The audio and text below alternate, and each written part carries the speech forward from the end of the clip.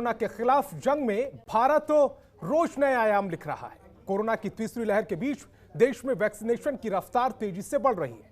Vaccination के आंकड़े 150 करोड़ के पार पहुंच चुके हैं। पहले 18 साल से ऊपर के लोगों को यह वैक्सीन लगाई जा रही थी, अब 15 साल से ऊपर के बच्चों को भी वैक्सीनेशन किया जा रहा है। 3 जनवरी से 15 से 18 साल के बच्चों में वैक्सीनेशन शुरू हो गया है। अब बुजुर्गों और फ्रंट लाइन वर्करों के लिए बूस्टर डोज का भी इजाद कर लिया गया है और यह बूस्टर डोज यानी कोरोना वैक्सीन की तीसरी खुराक सोमवार यानी 10 जनवरी से लगनी शुरू हो जाएगी। इसे बनाने वाली कंपनी का दावा है कि बूस्टर डोज कोरोना के खिलाफ लड़ाई में कारगर साबित होगी। यह तीसरी लहर के बीच फ्रंटलाइन वर्करों और बुजुर्गों में प्रतिरोधक क्षमता बढ़ाएगी। सबसे अच्छी बात यह है कि पहले और दूसरे डोज की तरह इस बार कोविन ऐप पर नए रजिस्ट्रेशन नहीं करने होंगे, सिर्फ अपॉइंटमेंट लेना होगा। हालांकि जिन सीनियर सिटीजन को बूस्टर डोज लगवाना है वो सीधे टीकाकरण केंद्र पर जाकर ऐसा कर सकते हैं। केंद्रीय गृह मंत्रालय ने साफ कर दिया है कि नए रजिस्ट्रेशन की जरूरत नहीं होगी। कोविड-19 वैक्सीन की एहतियाती खुराक वही वैक्सीन होगी जो पहले 2 खुराक में दी गई थी। जिन लोगों ने पहले कोवैक्सीन लगवाई है उन्हें कोवैक्सीन लगवानी होगी। जिन्होंने कोविशील्ड की 2 खुराक ली हैं उन्हें कोविशील्ड ही लगवानी होगी।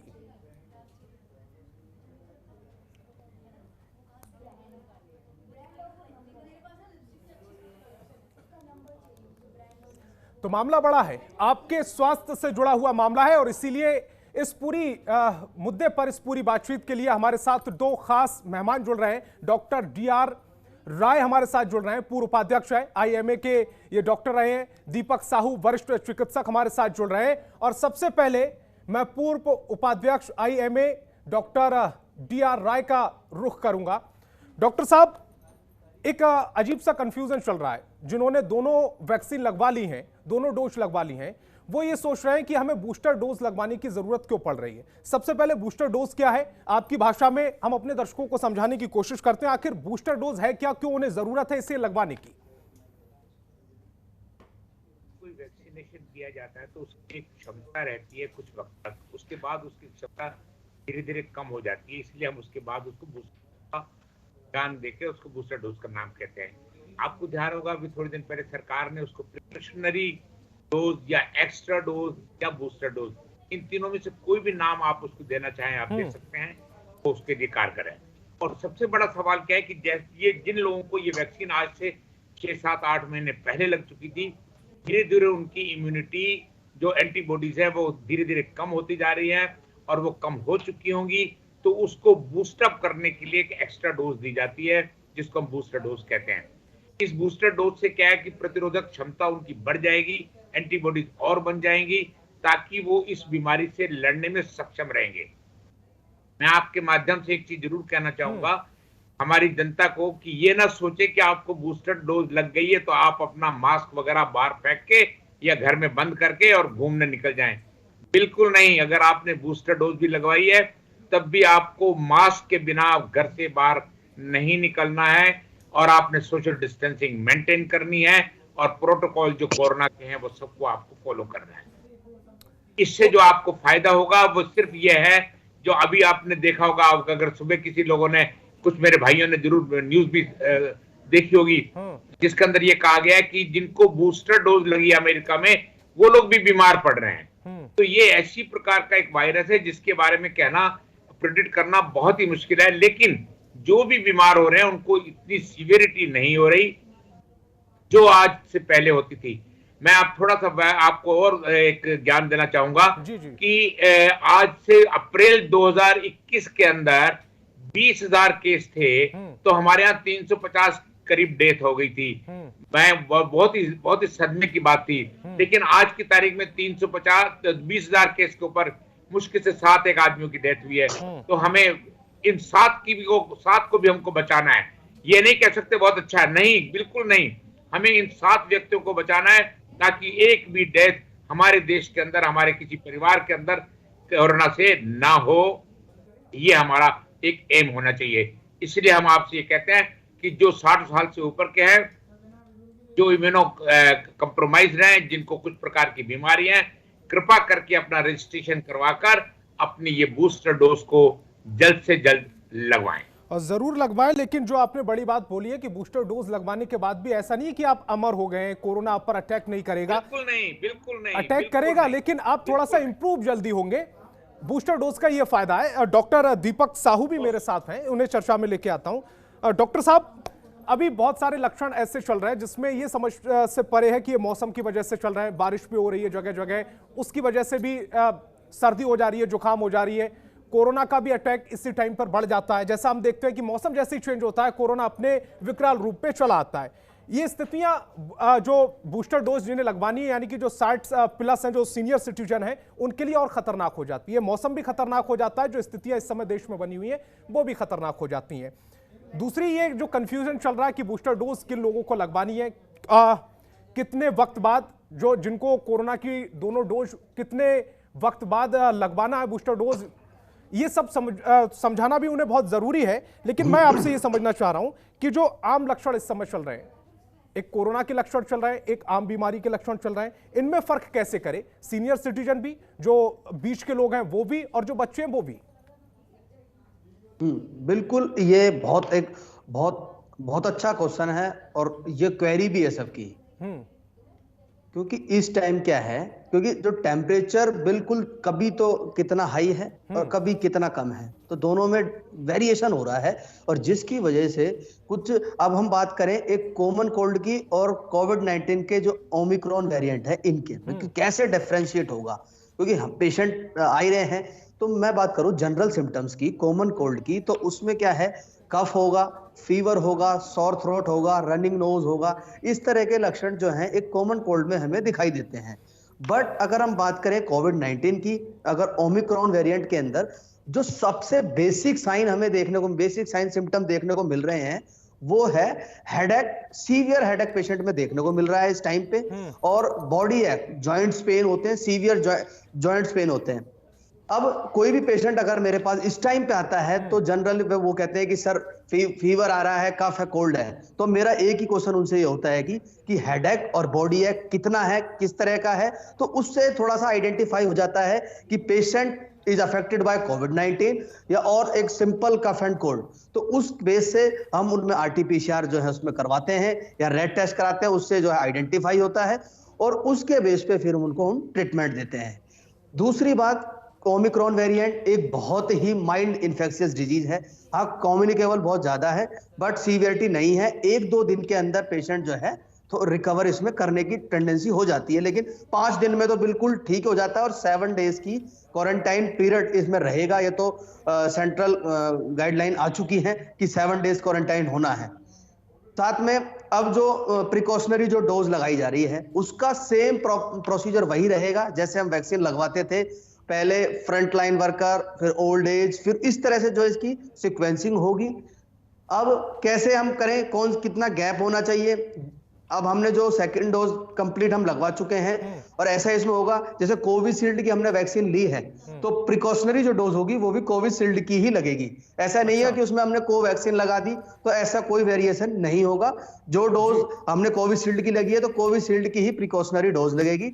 और जैसा डॉक्टर साहब ने कहा कि प्रिकॉशनरी डोज लेने का मतलब ये ना समझे लोग कि अब हमें कुछ नहीं होगा, हम पूरी एंजॉय कर सकते हैं, तो ये बिल्कुल गलत स्टेप है, क्योंकि इसमें गड़बड़ हो सकती है और ये फैलता तो बहुत ज्यादा है, लोग बीमार भी होते हैं और सिम्टम भी इसमें इतने भयंकर हो जाते हैं। कुछ पेशेंट मैंने देखे हैं, कल परसों से मैं ये देख रहा हूं कि सीवियर हेडेक और बॉडी एक, मतलब अगर हम बात करें लोअर बैक एक बहुत ज्यादा देखने को मिलता है तो पेशेंट विचलित हो जाता है उसमें। तो सभी से मेरा अभी तो यही आग्रह है कि वैक्सीन तो सेफेस्ट जोन है ही है, क्योंकि वो हमें हॉस्पिटल जाने से बचा रही है। आज हम देख रहे हैं कि किसी को हॉस्पिटल की रिक्वायरमेंट नहीं हो रही है, बहुत कम को रिक्वायरमेंट हो रही है। तो उसका एक बेसिक रीजन यही है कि वैक्सीन उससे बचाव कर रही है। तो सबसे पहला तो स्टेप है कि वैक्सीन तो है ही है, साथ में मास्क को प्रॉपर वे में फॉलो करें। अगर कोई भी सिम्टम दिखता है, हेडेक, बॉडी एक, फीवर, तो तुरंत डायग्नोज करके ट्रीटमेंट लें जिससे कि ये फैले ना और ये कंट्रोल भी हो जाएगा। कोई भयावह नहीं है, लेकिन मास्क जरूर लगाएं और वैक्सीन पे अपना प्रॉपर ध्यान दें। और प्रिकॉशनरी डोज में जिसका नंबर आता है वो अपने सीक्वेंस बेस से अपनी वैक्सीन ले। कुल मिलाकर डॉक्टर साहब ये कहना चाह रहे हैं कि जो भी आप वैक्सीन लगवा रहे हैं, पहली डोज, उसके बाद दूसरी डोज और उसके बाद अब जो सीनियर सिटीजन है उनके लिए बूस्टर डोज लग रही है, वो दरअसल सुरक्षा कवच है, वो अमृत तो नहीं है। ऐसा नहीं है कि आपने अमृत पी लिया आप सुरक्षित हो गए। मैं डॉक्टर राय आपको फिर से चर्चा में लेके आता हूँ। स्थितियां थोड़ी सी मौसम की वजह से भी खराब हो गई हैं, थोड़ा ऐसा चुनाव भी नजदीक है उसकी वजह से भी खराब हो गई हैं, कुछ लोग लापरवाह भी हो गए हैं। जिन्होंने डोज लगवा दी है वो वक्त के साथ लापरवाह होते चले जा रहे हैं। उनको ऐसा लग रहा है कि अब मास्क की जरूरत नहीं है, उनको मास्क में घुटन महसूस होने लगी है। अब वो जो हाथ सैनिटाइज करने का सिलसिला था वो भी कम होता चला जा रहा है। लोगों को समझाया कैसे जाए? ऐसा नहीं है कि कोरोना से कोई नया कोरोना है, 2 साल से हम इससे लड़ाई लड़ रहे हैं, तीसरी लहर लगभग भारत में आ चुकी है, फिर भी उसके बाद लोग लापरवाह क्यों हो जाते हैं? ये मनुष्य की आदत में क्यों शुमार होता जाता है कि वो वक्त के साथ जैसे जैसे लड़ाई जीतता चला जाता है, लापरवाह होता चला जाता है? यही हमारे समाज की और हमारे इंसान की एक समस्या है कि वो लापरवाह हो जाता है, जिसकी वजह से आज को आपको ये चीजें देखने को मिल रही हैं। अगर आपको ध्यान हो, 16 जनवरी 2021 को जब प्रधानमंत्री जी ने कहा कि वैक्सीन आ गया है और हम वैक्सीन चालू कर रहे हैं, जनता इतनी खुश हुई, जुबिलेंट हो गई, अरे अब काय की चिंता, अब तो वैक्सीन आ गया, अब हमें कुछ नहीं होगा।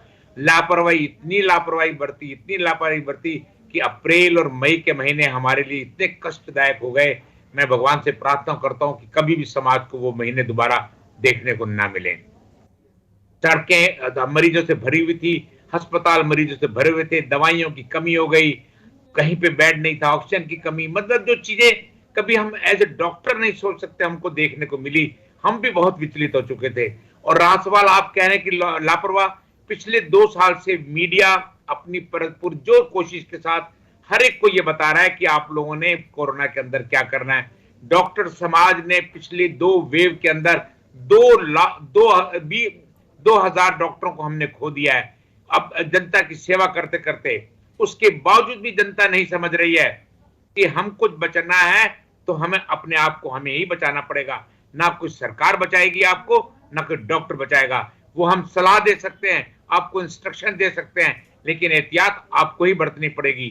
तो ये लापरवाही उनकी हमको सबको भारी पड़ रही है, क्योंकि अगर जो कोई एक व्यक्ति बीमार हो जाता है, उसके साथ 10 आदमी बीमार होने के लिए तैयार लाइन में खड़े होते हैं, और वो ये भूल जाते हैं कि भैया उनको बीमार तो मैं कर रहा हूं। तो ये लापरवाही ही हमको आज तंग कर रही है, जिसके लिए आप लोगों का सहयोग मैं सराहनीय कहता हूं। डॉक्टरों को अब देखिए, आज की तारीख में 1000 से ज्यादा डॉक्टर हमारे इस 3rd वेव के अंदर ऑलरेडी संक्रमित हो चुके हैं। एम्स जैसे हॉस्पिटल के अंदर 50 से ज्यादा डॉक्टर पीड़ित हैं। संसद भवन के अंदर 400 वर्कर पॉजिटिव हो गए। तो ये बीमारी इतनी तेज फैल रही है कि आप उसके बारे में सोच ही नहीं सकते हो। और कोई चीज अगर आपको बचाएगी, मैं फिर दोबारा कह रहा हूं, तो आपको मास्क, डबल मास्क लगाइए, सोशल डिस्टेंसिंग रखिए, और अपना हैंड हाइजीन को रखिए, और दूसरी हाइजीन रखिए, अपने आप को हाइड्रेट रखिए। अगर आपको जरूरत नहीं है तो घर से बाहर कृपया करके मत निकलिए। घर में रहेंगे आपको कभी भी कोरोना नहीं मिलेगा, और अगर कोरोना मिलेगा तो जब तक आपको उसको बाहर लेने के लिए घर से बाहर नहीं निकलोगे, तब तक कोरोना आपके घर में नहीं आएगा। ये मैं आपको दावे के साथ कह सकता हूं। इसलिए जरूरी नहीं है तो घर से बाहर मत निकलिए। अपने को और अपने परिवार को और देश को सुरक्षित रखिए।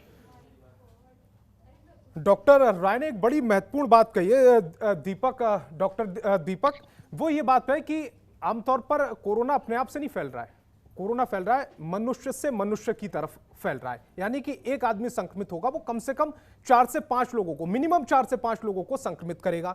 अब बेवजह अगर आप घर से बाहर नहीं निकलेंगे तो वो कम से कम 4-5 लोगों की आप जिंदगी बचाएंगे, खुद की भी जिंदगी बचाएंगे, अपना पैसा बचाएंगे। और जो फ्रंटलाइन वर्कर है हमारे, चाहे वो डॉक्टर हो, चाहे वो जो सुरक्षा कर्मी है हमारे, जो पुलिस जिसको कह सकते हैं, जो हमारी आपकी सुरक्षा के लिए हमेशा सड़कों पर तैनात है, उनको, उनकी जिम्मेदारियों को आप थोड़ा सा कम करेंगे, उनको थोड़ी सी राहत देंगे। लोग ये समझना क्यों नहीं चाह रहे हैं, ये जानते हुए भी कि उन्हीं की वजह से कोरोना फैलेगा, ये जानते हुए कि उन्हीं की सुरक्षा के लिए तमाम जो गाइडलाइन जारी की जा रही है सरकार की तरफ से, या जितने भी नियम लगाए जा रहे हैं वो उन्हीं की सुरक्षा के लिए लगाए जा रहे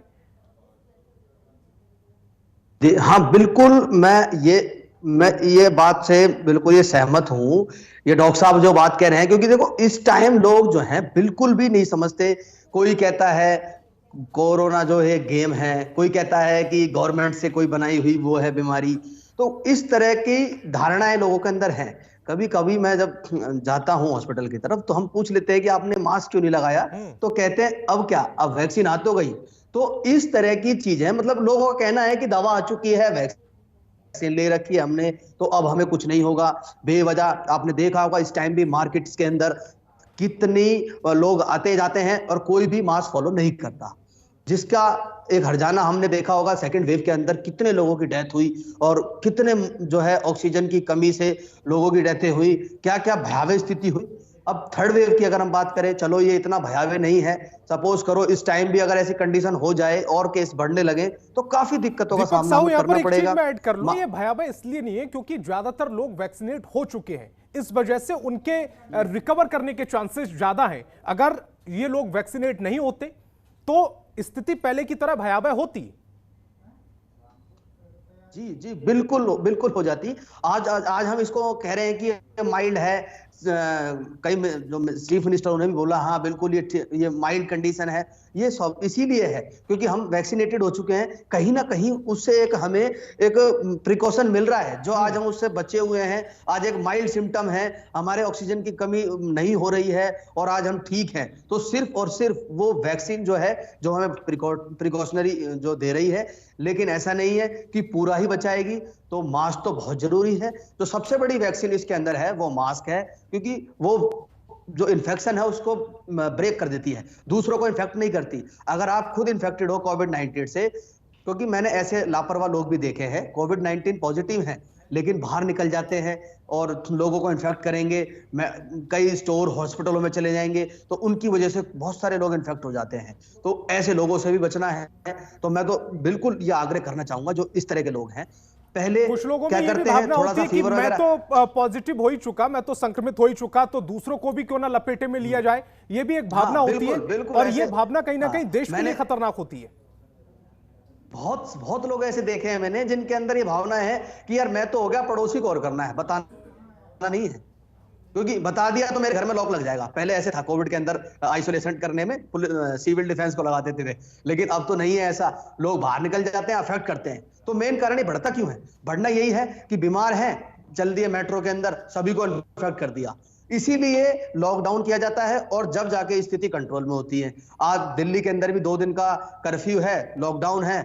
अब देखो उससे क्या फर्क पड़ता है, कल से फिर खुल रही है स्थिति, क्योंकि फिर बढ़ेगा, क्योंकि जो इन्फेक्ट हैं वो मार्केट में पहुंचेंगे।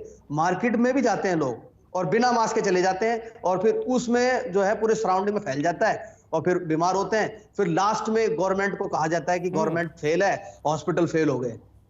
फिर अपनी समस्या उसमें कोई नहीं देखता, लेकिन गवर्नमेंट को आरोप कर देते हैं, तो गलत है। अपनी जिम्मेदारियां समझो, proper mask, social distancing follow करो, डॉक्टर की भी जिंदगी बचाओ, क्योंकि इतना आसान नहीं है कोविड के अंदर ड्यूटी करना। एक N95 मास्क लगाकर पीपी किट में रहना बहुत ही डेंजरस है।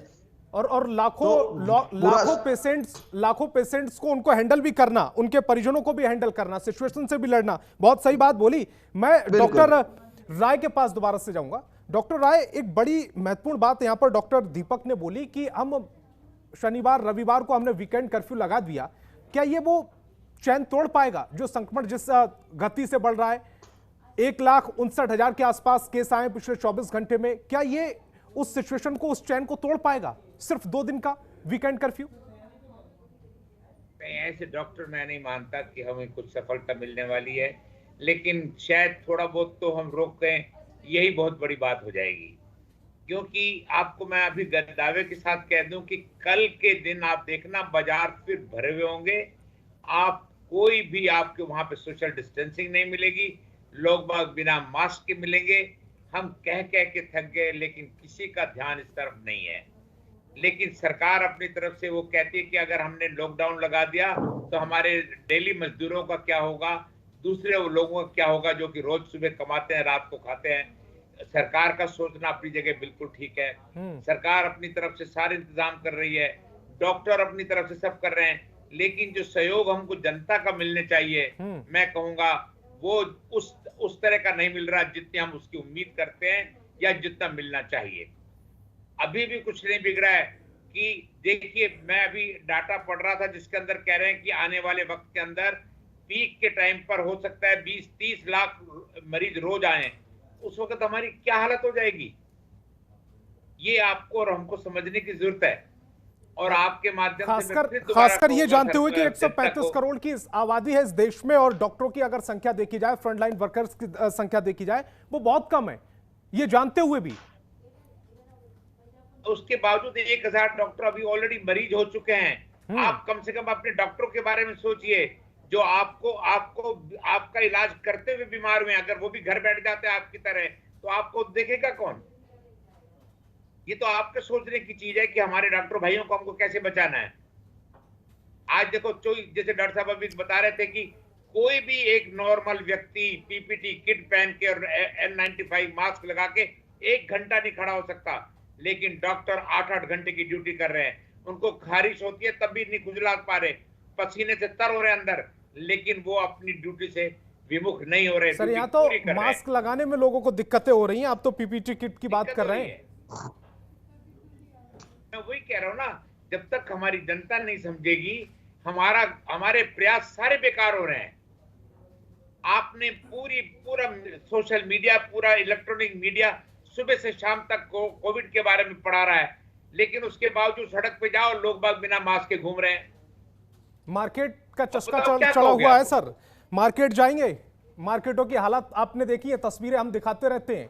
दीपक जी, मार्केट बहुत जरूरी हो गया है ऐसे वक्त पर, जब भी जरूरत पड़ती है सहयोग की, उस समय हम मार्केट की तरफ निकल पड़ते हैं।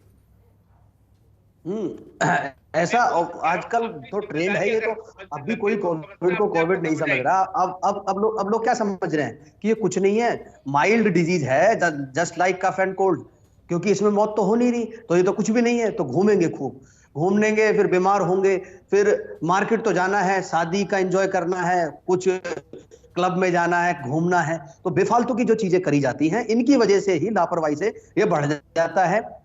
आम लोग इसमें परेशान नहीं होते, मेनली परेशान होती है गवर्नमेंट, डॉक्टरों को कितना परेशान होना पड़ता है ये हम जानते हैं, कैसे इसमें लाइफ को सस्टेन किया जाता है, क्योंकि फैमिली को भी देखना है, हॉस्पिटल में ड्यूटी करके कोविड पेशेंटों को भी देखना एक चुनौती माना जाता है उसको। इतना आसान नहीं है कोविड में रह के ड्यूटी करके फिर अपनी लाइफ को भी चलाना।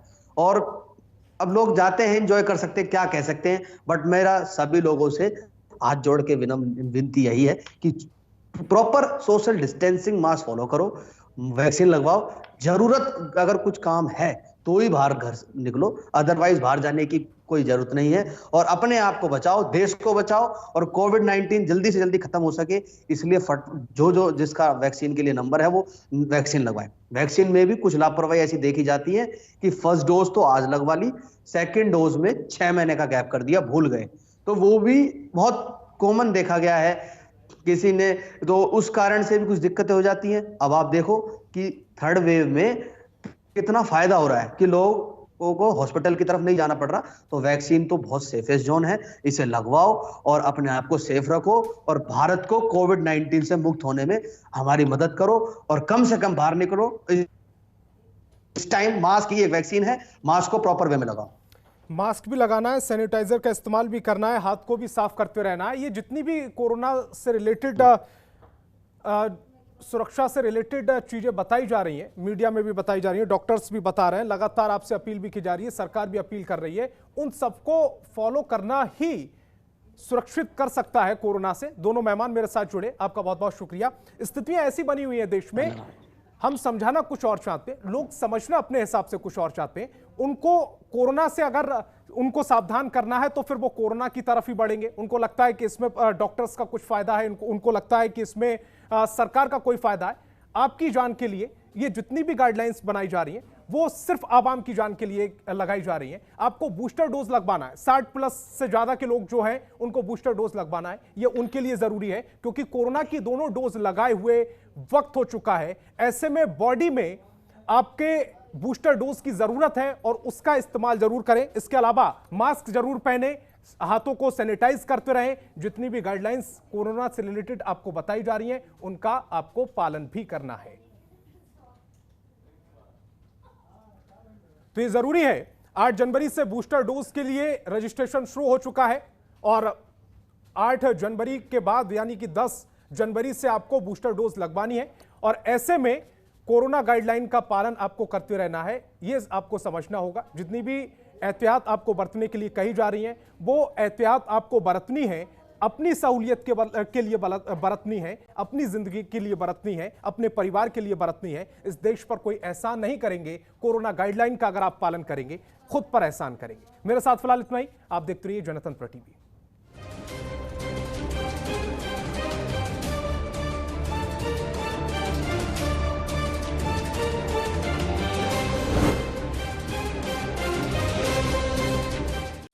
खबरों के निष्पक्ष विश्लेषण के लिए सब्सक्राइब करें Janatantra TV and press the bell icon. Never miss any update.